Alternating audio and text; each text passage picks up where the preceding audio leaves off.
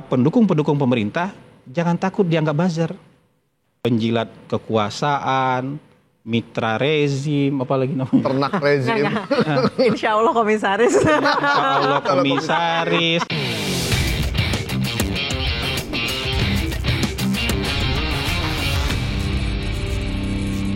Ini kan salah satu tugas PCO itu adalah membantu tugas kementerian juga ya. Ya. Selain memang kebijakan strategis dari Presiden Prabowo ya. Nah, misalkan kemarin ada kritikan terkait dengan program dari Kemenkes yang lumayan sebenarnya bagus sekali ya soal cek kesehatan gratis. Iya. Yang kita lihat di lapangan persiapan itu luar biasa sebenarnya. Puskesmas juga tersedia. Cuma diseminasinya, promosinya itu tidak meluas. Sehingga kalah dengan MBG, kalah dengan keracunan, ditambah lagi ada beberapa blunder sebenarnya. Nah, di mana peran PCO pada saat itu? Jadi begini, perlu dipahami juga ini bukan super body ya. Nah, itu. Bukan saya super body, ekspektasi publik itu ketinggian ya. Bukan super power. Kalau di Turki, itu PCO-nya stafnya 1.600 orang. Di Indonesia berapa? Catat nih. 1.000. Di Indonesia kalau berapa? itu super body. Dan semua kewenangan ada di dia. Bahkan kewenangan untuk menerbitkan lisensi wartawan, itu dikeluarkan oleh PCO-nya Turki. Luar biasa. Ya. Kewenangan untuk memberikan izin wartawan-wartawan asing meliput itu benar-benar super body. Dia langsung kontrol misalnya TRT, beberapa media yang terafiliasi dengan pemerintah dia yang kontrol. Jadi fungsi Dewan Pers, fungsi Komdigi, TVRI, RRI, semua di bawah dia. PCO itu di bawah dia. PCO kita bukan super body kayak gitu. Kita kantor yang memang kalau dulu kan kedeputian 4 aja. Sekarang naik level jadi kantor. Tapi memang bukan super body. Khusus untuk program hasil terbaik cepat, program strategis, tanpa perlu diminta kita ikut. Cek kesehatan gratis kita ikut dari awal, termasuk launchingnya. Kan tidak seluruh program itu juga harus viral. Ada yang viral karena optiknya bagus. Optiknya macam-macam, dari hulu sampai hilir optiknya ada optik, misalnya MBG optik orang nanam sayur bisa, optik orang beternak telur bisa, optik orang nganter suplai makanan bisa, optik memasak bisa, optik lagi makan bisa, pengelolaan sampah bisa, optiknya banyak. Tapi kalau CKG kan optiknya orang ngantri, cek darah. Iya. Nggak banyak optiknya. Kurang masif, memang kurang masif. Dari sisi gambar kurang menarik. Iya, visualnya kurang menarik. Visual kurang menarik. Dari sisi optiknya gitu. Tapi dari sisi keterlibatan publik, mungkin sekarang hari ini mungkin sudah 6 juta. Ya. Dan targetnya kan di atas 30 juta nih. Ya, kalau bisa 50 juta syukur, tapi minimal 30 juta. Artinya yang kita lihat nanti itu pertama tentu target. Capek nggak? Orang bilang kan informasinya nggak masif, tapi kalau banyak yang ikut, itu kan banyak orang yang tahu. Iya. Udah 5-6 juta orang yang ikut tuh dahsyat loh. Apalagi nanti tahun ajaran baru, CKG itu akan masuk ke sekolah-sekolah. Itu udah bisa langsung di atas belasan juta itu yang terlibat. Dan mereka ngerti program itu. Jadi program itu ada yang baik komunikasi, ada yang berdasarkan partisipasi, itu kan juga komunikasi, dia tahu itu.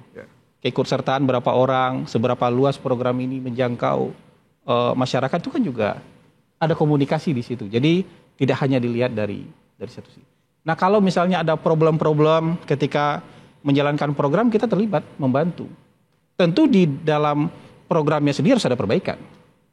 Misalnya kayak keracunan dimakan bergizi gratis. Kita bisa bantu komunikasi menjelaskannya. Ya. Bahkan kita juga mendorong teman-teman BGN untuk tampil di depan supaya panggungnya enggak panggung PCO terus gitu. Kok kesannya nanti PCO yang menghandle makan bergizi, padahal mereka juga punya SDM untuk menyampaikan itu. Jadi kita bekerja sama, bukan rebutan panggung. Nah, ini perlu dicatat nih. Kita bekerja sama. Kalau hal-hal yang sangat teknis, penjelasan teknis kenapa ada kejadian, kita dorong teman-teman BGN untuk. Nah, hasil dari mereka kita selaraskan. Jadi kalau ada nanti, mereka mungkin cuma punya humas 2 orang, 3 orang, nggak bisa melayani semua TV. kasih bahannya ke kita yang tampil di TV untuk menjelaskan. Nah, kira-kira begitu. Jadi bukan dalam rangka rebutan panggung. Bukan rebutan panggung. Biar panggung buat KDM aja. Kita nggak rebutan panggung. Salah satu, ini ada yang bilang nih, salah satu kenapa cek kesehatan gratis banyak partisipasinya. Karena banyak dimuat di media mainstream. Tidak banyak dimuat di media sosial. Karena media mainstream lebih dipercaya. Tapi tidak viral. Tidak viral. Jadi tidak semua yang viral itu justru bagus sebenarnya. Jadi kan ini tuh juga bukti. Berarti bahwa Hasan lebih percaya media mainstream nih. Jadi saya selalu bilang di mana-mana, kita lebih percaya dengan media mainstream. Kenapa? Karena kalau ada masalah kita bisa kejar pertanggungjawabannya. Ya, benar. Produk jurnalistik kita bisa kejar pertanggungjawabannya. Kalau yang bukan produk jurnalistik kita kejar pertanggungjawabannya gimana? Ya. Kalau nanti dibawa ke ranah hukum dibilang pembungkaman kebebasan berekspresi. Kalau dengan media mainstream, produk jurnalistik, kalau ada masalah kita tahu jalurnya. Ya. Ada undang-undang yang mengatur, kita ke Dewan Pers dulu, kalau deadlock baru kita bawa ke pengadilan. Tapi selama itu bisa diselesaikan di Dewan Pers dengan mediasi, selesai. Tapi ada pertanggungjawaban kan? Pak Hasan, Pak Presiden sempat mengimbau kabinetnya untuk supaya lebih aktif dan terbuka. Berarti memang diakui ada kurangnya PR di situ ke masyarakat. Ya mungkin terserah teman-teman menilainya.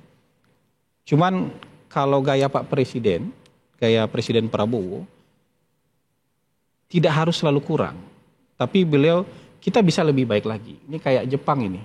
Dapat nilai 10 pun dosen akan bilang lebih baik lagi ya gitu. Padahal udah 10. Misalnya kayak gitu.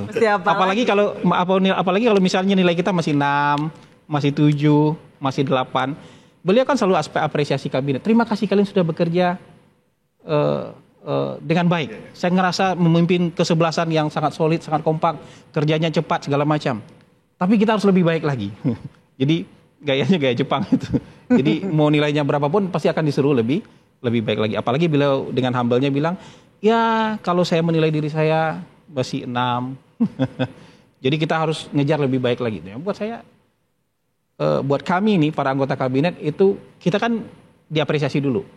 Diapresiasi artinya beliau menyadari apa saja nih kerjaan masing-masing anggota kabinetnya. Setelah itu kita harus lebih baik lagi.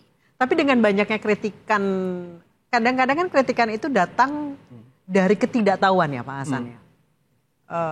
Dari ketidakfahaman masyarakat yang belum tahu sebenarnya programnya itu seperti apa, betapa bagusnya program ini, tapi skeptis dulu. Sehingga masuknya dari kritik dulu nih.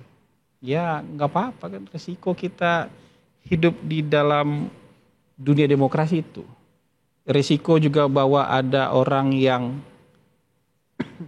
lebih aktif komentarnya daripada pikirannya gitu misalnya. Komentar dulu gitu, nanti analisisnya belakangan gitu. Itu kan juga resiko kan. Kita resiko. Tapi pemerintah kan nggak milih-milih lah. Intinya kita coba jelaskan. Tapi kan nggak bisa kita punya target ini satu harus viral, yang kedua juga harus viral, yang ketiga harus viral sehingga semua orang tahu. Kita berusaha memberikan informasi yang akurat dan relevan. Viral itu bukan bagian dari, karena banyak yang nggak akurat dan nggak relevan bisa viral. Tapi kredo pertamanya kan harus akurat dan relevan. Baru mudah dimengerti kalau buat kita. Keviralitas itu bonus. Viralitas itu walaupun kita berusaha untuk sampai ke sebanyak mungkin. Tapi jangan sampai demi viral, akurasi dan relevansi dikorbankan. Mohon maaf ya, banyak juga sekarang berita demi viral dulu akurasinya belakangan. Nanti koreksi judul gitu. Karena sekarang tinggal bisa dikoreksi judulnya clickbait dulu, nanti kalau ada protes ganti judul gitu. Jadi akurasinya dikorbankan demi apa? Demi kecepatan, demi clickbait dulu, nanti persoalan ada koreksi ya dikoreksi belakangan. Tapi ini kan kadang-kadang bahaya. Gitu. Viral dulu tapi nggak relevan, nggak akurat. Ya kan? Ini berbahaya gitu. Bisa membuat orang salah paham. Jadi kita berdiri dalam aturan main akurat dulu. Relevan dulu. Habis itu mudah dimengerti. fokus sama targetnya. Kadang-kadang ada program pemerintah memang nggak semua orang yang akan terlibat di situ. Ada targetednya. Misalnya penjelasan soal Danantara. Ya mungkin nggak perlu semua orang ngerti soal. Maksudnya kan itu agak-agak lebih teknokratis gitu. Mungkin nggak semua orang akan mengerti itu dengan sepenuhnya. Tapi kalau makan bergizi gratis perlu sebanyak mungkin orang tahu. Ya. Cek kesehatan gratis perlu sebanyak mungkin orang tahu. Tapi perlu akurasi juga. Cek kesehatan ini buat apa? Kadang-kadang orang juga bilang, nih cek kesehatan nih, nanti sampel darah kita disimpan semua, genom kita disimpan, nanti disalahgunakan, data-data genetik kita, banyak fear-mongering, banyak. Tapi kita nggak boleh capek nih, karena ini risiko. Negara lain nggak mau capek soal ini, dia ban aja. Media sosialnya nggak mau capek sama media sosial, ditutup aja, nggak boleh ada. Kalau mau pakai media sosial produksi dalam negeri sendiri katanya yang bisa dikontrol misalnya. Atau di tempat lain dia ban aja. Di beberapa negara kan nggak bisa masuk, Instagram nggak bisa masuk, TikTok nggak bisa masuk, apalagi misalnya Facebook, YouTube nggak bisa masuk, harus pakai VPN. Cina Meta Group nggak bisa masuk. Pakai VPN baru bisa masuk. Kadang-kadang VPN-nya pun ke-detect misalnya. Itu nggak. Yang berbayar VPN. Iya, itu mereka kita nggak bisa nyalahkan itu, tapi kan memang capek kan, mengatasi satu-satu. Misalnya kalau ada 1.000 orang 1.000 argumen dan salah semua, kita capek kan menjelasinnya satu-satu. Tapi ada pemerintah yang tutup aja itu. Kalau kita enggak, kita sudah konsekuen dengan memilih jalan demokrasi, informasi bebas, ya bahkan sangat bebas, gitu, terlalu bebas hari ini. Nah obatnya gimana? Ya obatnya kita dengan meluruskan, terus menerus. Apakah ini akan ada pekerjaan ujungnya? Saya rasa nggak ada ujungnya nih. Karena ini akan jadi pergumulan terus menerus. Ada yang salah paham, ada yang mengkritik, ada yang mungkin paham tapi dia pengen orang salah paham. Ya, sementara kita ya mungkin hanya satu pihak nih kemudian untuk menjelaskan itu. Makanya kita juga mendorong para pendukung-pendukung pemerintah jangan takut dianggap buzzer. Kalau pendukung pemerintah itu takut dianggap buzzer, pemerintah sendirian jelasin. Karena yang kontranya pun kadang-kadang juga buzzer kok. Ya kita nggak pernah mau menuduh itu gitu. Tapi yang kalau cancel culture ini, yang pendukung pemerintah tuh buzzer pemerintah.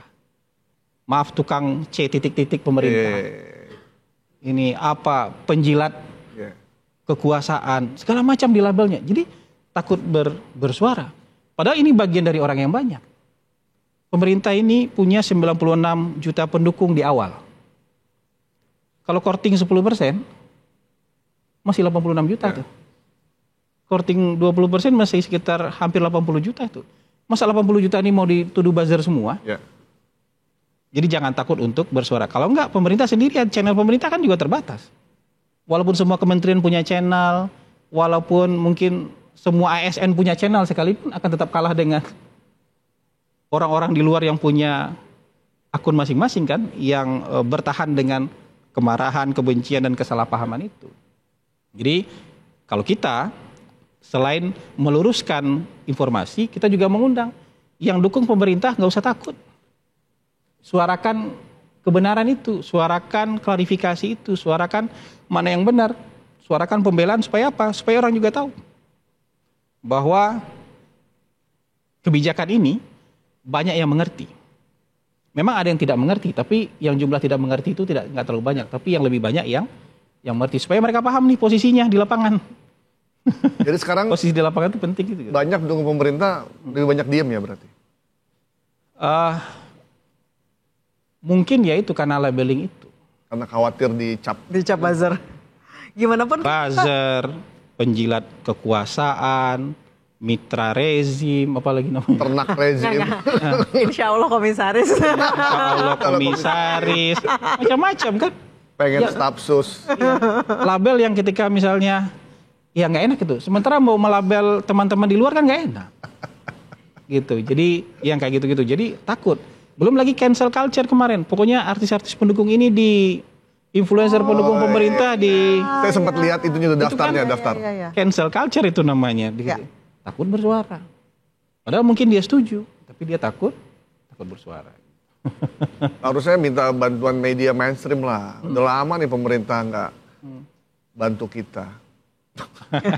Dalam hal apa ini?